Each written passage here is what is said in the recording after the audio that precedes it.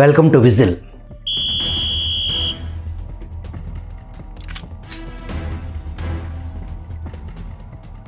ఆంధ్రప్రదేశ్కు రాజధాని ఉండాలా వద్దా? ఒక రాష్ట్ర భవిష్యత్తును వికృత రాజకీయాల కక్షల కోసం బలి చేయొచ్చా?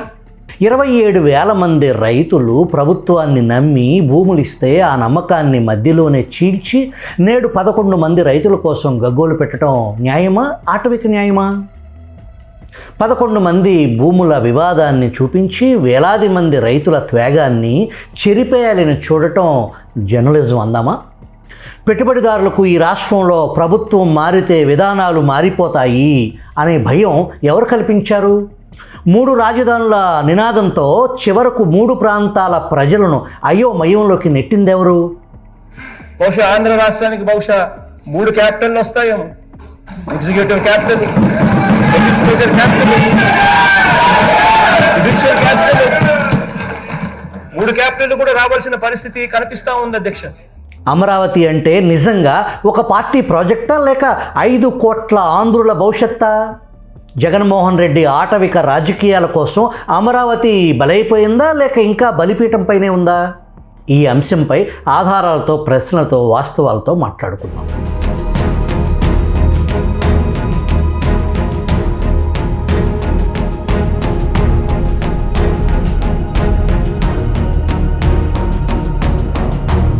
జగన్మోహన్ రెడ్డి తన దిగజారుడు రాజకీయ వైఫల్యాల రొచ్చులోకి కులాల ప్రస్తావన తీసుకురావటం, జగన్ 6 నాలుకల ధోరణి ఆంధ్రప్రదేశ్కు పెనుశాపంగా మారింది. రైతుల సమస్యలను కుల సమస్యగా, పార్టీల పోరాటాన్ని సామాజిక వర్గాల మధ్య ఘర్షణగా మార్చే ప్రయత్నాలు వైసీపీ ముమ్మరం చేసింది.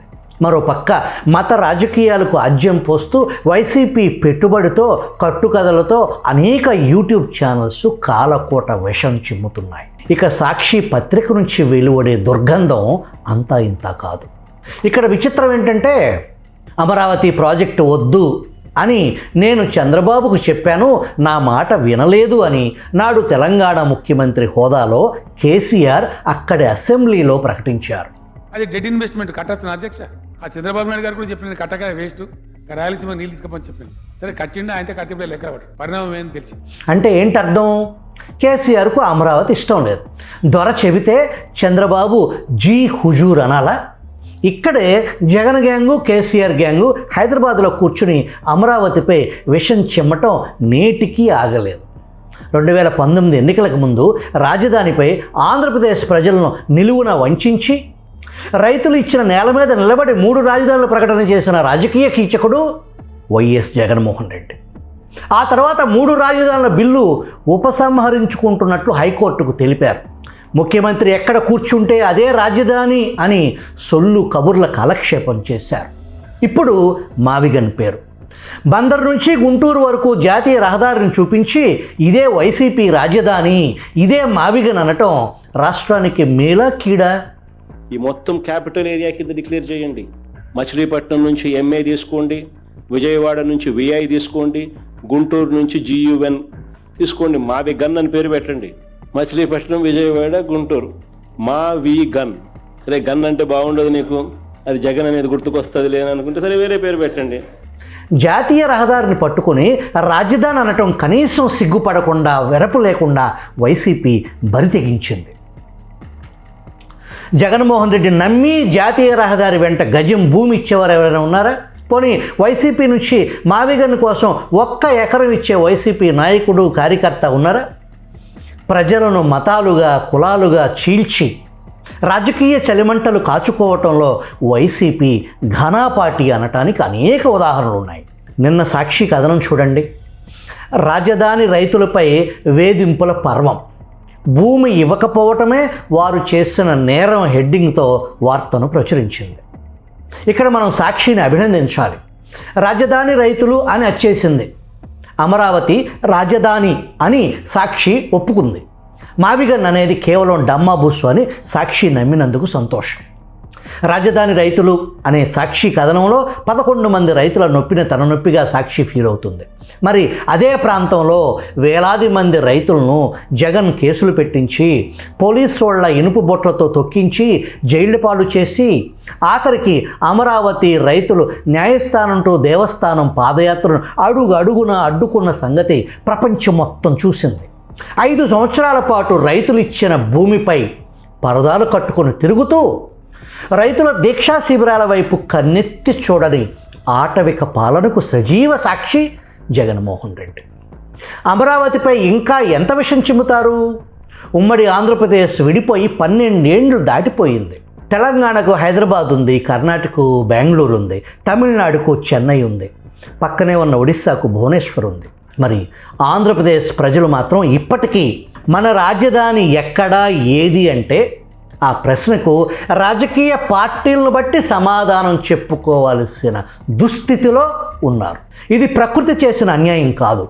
మెడ్రాస్ నుంచి రాష్ట్రం విడిపోయినప్పుడు నాటి కాంగ్రెస్ పెత్తందారులు సీమపాలిగాళ్ళు నాడు అవలంబించిన రోత రాజకీయాన్నే జగన్ అటు ఇటు పిల్లిమగ్గులు వేస్తున్నారు. అందులో హైలైట్ ఏంటంటే నమ్మించి గొంతుకోయటం. విభజన చట్టం చేసిన తప్పులతో పాటు 2019 నుంచి 2024 వరకు జగన్మోహన్ రెడ్డి ప్రభుత్వం సృష్టించిన రాజకీయ అనిశ్చితి దీనికి ప్రధాన కారణం. ఘోరంగా ప్రజలు ఓటు ద్వారా తిరస్కరించిన తరువాత కూడా మారీచుడు మావిగన్న మాటలు ఎలా అర్థం చేసుకోవాలి? అమరావతి భూముల ప్రాజెక్ట్ కాదు, ప్రజలు ప్రభుత్వంపై పెట్టుకున్న నమ్మకం. అమరావతి కోసం సుమారు 27,000 మంది రైతులు 33,000 ఎకరాలకు పైగా భూమిని ల్యాండ్ పూలింగ్ విధానంలో ఇచ్చారు. ప్రభుత్వ అధికారిక పత్రాల ప్రకారం 26,839 మంది రైతులు ఈ ప్రాజెక్టులో భాగస్వాములయ్యారు. వారికి అభివృద్ధి చేసిన నివాస వాణిజ్య ప్లాట్లు తిరిగి ఇస్తామని ప్రభుత్వం ఒప్పందం చేసుకుంది. అది సాధారణ భూసేకరణ కాదు, తుపాకీ పెట్టి తీసుకున్న భూమి అంతకంటే కాదు. మార్కెట్ ధర చెల్లించి కొనుగోలు చేసిన రియల్ ఎస్టేట్ వెంచర్ వ్యాపారం కాదు. రైతులు తమ భూమిని ప్రభుత్వానికి ఇచ్చి మా భూమిలో రాష్ట్ర భవిష్యత్తును నిర్మించండి అని నమ్మకంతో తరతరాల సాగు భూమి హక్కును వదులుకున్నారు. ఒక రైతుకు 2 ఎకరాలు పొలం ఉండొచ్చు, మరో రైతుకు అరెకరమే ఉండొచ్చు. కానీ వారిచ్చింది కేవలం మట్టితో నిండిన నేల కాదు, వారి జీవనాధారం, వారి కుటుంబ భద్రత, వారి పిల్లల భవిష్యత్తు, వారి పూర్వీకుల జ్ఞాపకం. అంతటి త్యాగాన్ని రాజకీయ పార్టీలు తమ ఇష్టానుసారం చెరిపేయగలవా? వైసీపీ పోరాటం ఆరాటం ఆ 11 మంది రైతుల కోసమేనా? ఓకే, వారి సమస్యలు పరిష్కరించాలి. కానీ 27,000 మంది త్యాగాన్ని పాతిపెడతారా? ఉండవల్లి పెనమాక ప్రాంతాల్లో భూములు ఇవ్వని కొందరి రైతుల సమస్యలు అవి ప్రభుత్వం చూసుకుంటుంది.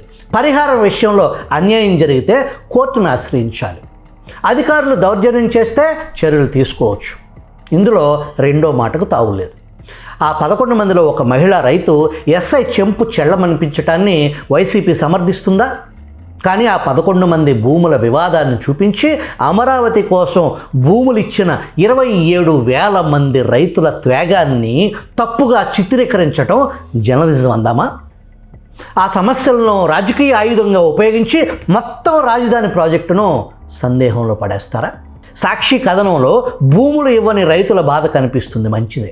కానీ 2019 నుంచి 2026 వరకు రాజధాని రైతులు రోడ్లపై చేసిన పోరాటం ఎందుకు కనిపించలేదు? ఎండలో కూర్చున్న మహిళలు కనిపించలేదా?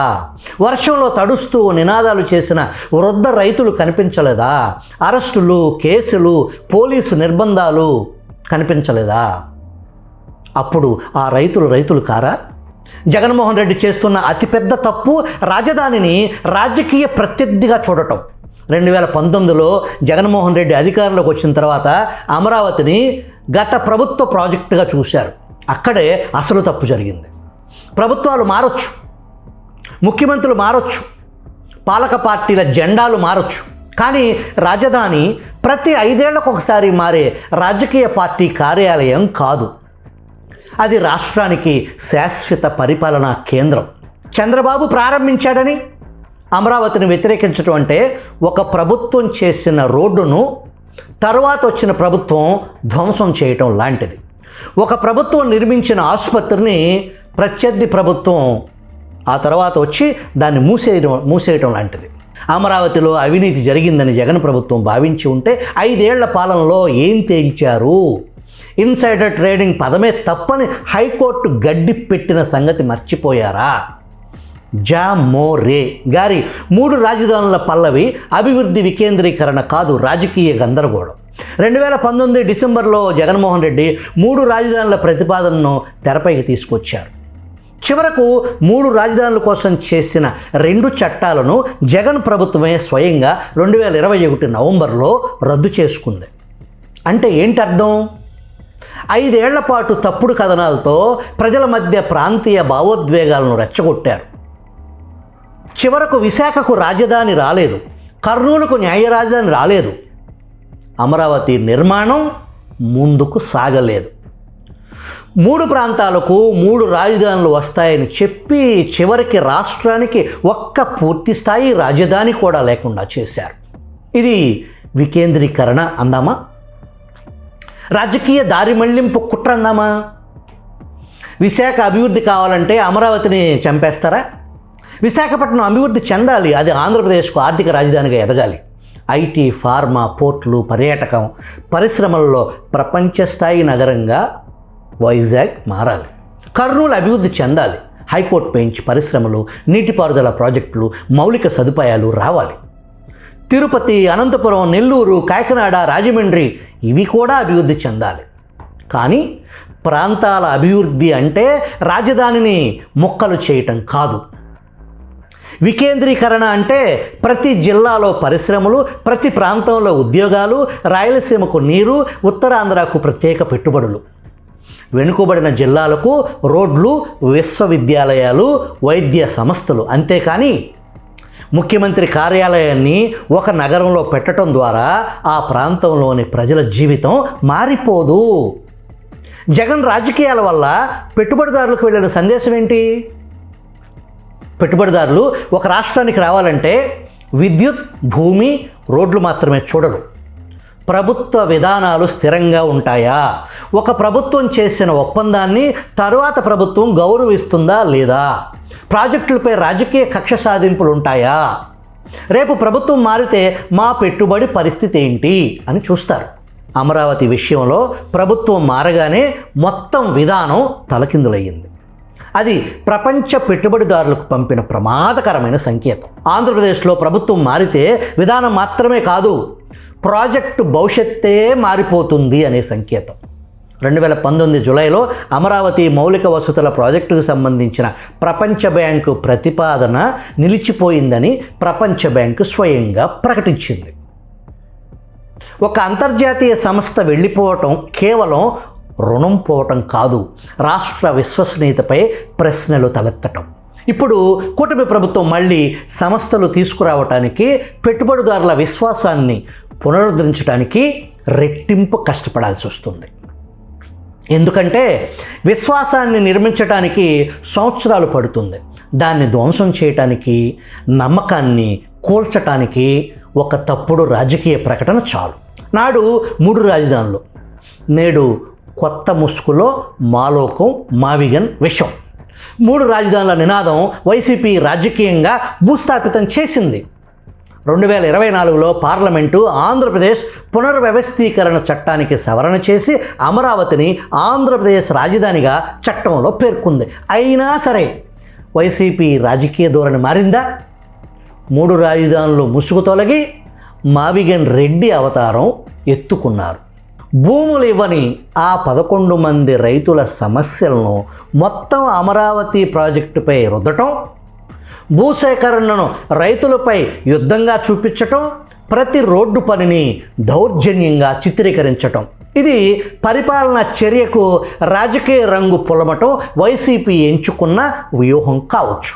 నాడు 3 రాజధానుల పేరుతో గందరగోళం, నేడు ఎంపిక చేసిన 11 మంది రైతుల కథనాలతో కొత్త కథలు. లక్ష్యం మాత్రం ఒక్కటే, అమరావతిపై ప్రజల్లో అపనమ్మకం కొనసాగించటం. మావిగన్ భయం పెట్టుబడిదారుల్లో ఎందుకు ఉంటుందో చూద్దాం. పెట్టుబడిదారులు భయపడేది విధానాల అనిశ్చితికి, ఒప్పందాల తిరస్కరణకు, ప్రాజెక్టుల నిలిపివేతకు, రాజకీయ ప్రతీకారానికి, ప్రభుత్వం మారితే నిర్ణయాలు మారిపోతాయనే ప్రమాదానికి ఈ రాజకీయ సంస్కృతిని ప్రజలు వ్యంగ్యంగా మావిగన్ రెడ్డి అని పిలుచుకుంటున్నారు. ఒక పెట్టుబడిదారు 1000 కోట్లు పెట్టే పెట్టుబడి ముందు ఈ ప్రభుత్వం 5 ఏళ్ళు ఉంటుంది, కానీ నా ప్రాజెక్టు 30 ఏళ్ళు ఉంటుందా అని ఆలోచిస్తాడు. అందుకే రాష్ట్రానికి అవసరమైంది వ్యక్తులపై ఆధారపడని విధాన స్థిరత్వం. అమరావతి విషయంలో ఆ స్థిరత్వాన్ని దెబ్బతీసిన బాధ్యత నుంచి వైసీపీ తప్పించుకోలేదు. అమరావతిపై రాజకీయ యుద్ధం రాష్ట్ర భవిష్యత్తుపై యుద్ధమే. అమరావతిలో డిజైన్లో లోపాలు ఉంటే సూచనలు ఇవ్వాలి, అవినీతి ఉంటే ప్రశ్నించాలి, పర్యావరణ సమస్యలు ఉంటే పరిష్కరించాలి. అంతేకాని ప్రాజెక్టునే పాతిపెట్టడం పరిష్కారం కాదు. ఇప్పటికే వేసిన రోడ్లు, నిర్మించిన భవనాలు, ఖర్చు చేస్తున్న 1000 కోట్ల ప్రజాధనం, రైతులకు ఇచ్చిన హామీలు, చేసుకున్న అంతర్జాతీయ ఒప్పందాలు, ఇవన్నీ ఎవరి వ్యక్తిగత ఆస్తి కాదు, రాష్ట్ర ప్రజల సంపద. అమరావతిని నాశనం చేస్తే చంద్రబాబుకు నష్టం జరుగుతుందని ఎవరైనా భావిస్తే అది వారి రాజకీయ దివాళాకోరు అజ్ఞానం. నష్టం జరిగేది రైతులకు, యువతకు, ఉద్యోగార్థులకు, చిన్న వ్యాపారులకు, రాష్ట్ర ప్రభుత్వానికి, రాబోయే భవిష్యత్తు తరాలకు, అంతిమంగా మొత్తం రాష్ట్రానికే దెబ్బ. జగన్మోహన్ రెడ్డి చేస్తుంది కేవలం రాజకీయ తప్పు మాత్రమే కాదు, రైతుల నమ్మకంపై చేస్తున్న మహాపాపం.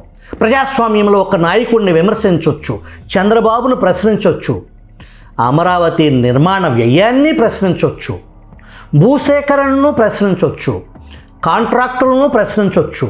కానీ చంద్రబాబుపై కోపంతో 27,000 మంది రైతుల నమ్మకాన్ని శిక్షించటం ఆటవిక మనస్తత్వ న్యాయం. ఒక రాజకీయ ప్రత్యర్థిని ఓడించటానికి రాష్ట్ర రాజధానినే ప్రయోగశాలగా మార్చటం జగన్ బాధ్యతారాహిత్యానికి పరాకాష్ట. 5 ఏళ్ల పాటు నిర్మాణాలను నిలిపేసి, రైతులను రోడ్లపైకి నెట్టి, పెట్టుబడిదారులు అనిశ్చితి సృష్టించి, 3 ప్రాంతాల ప్రజలను పరస్పరం అనుమానించేలా చేసిన రాజకీయానికి జగన్ అనుకో చరిత్రలో సమాధానం చెప్పాల్సిందే. ఇది సాధారణ వైఫల్యం కాదు, ఇది రాష్ట్ర భవిష్యత్తుతో జగన్ ఆడుతున్న రాజకీయ జూదం. జగన్ స్వయంగా వచ్చి అడ్డుకున్నా, వైసీపీ ఎంత విషప్రచారం చేసినా, ఎంపిక చేసిన కథనాలతో సాక్షి లాంటి మీడియా ప్రజలను ఎంత గందరగోళానికి గురిచేసినా రైతుల త్యాగం వృధా కాదు, అమరావతి ఆగదు. ఎందుకంటే అమరావతి ఒక పార్టీ కల కాదు, 5 కోట్ల ఆంధ్రుల భవిష్యత్తు. రాజధానిపై విషం చిమ్మేవారిని చరిత్ర క్షమించదు. ఆంధ్రుల చరిత్రలో జగన్ స్థానాన్ని నిర్ణయించేది చరిత్రే.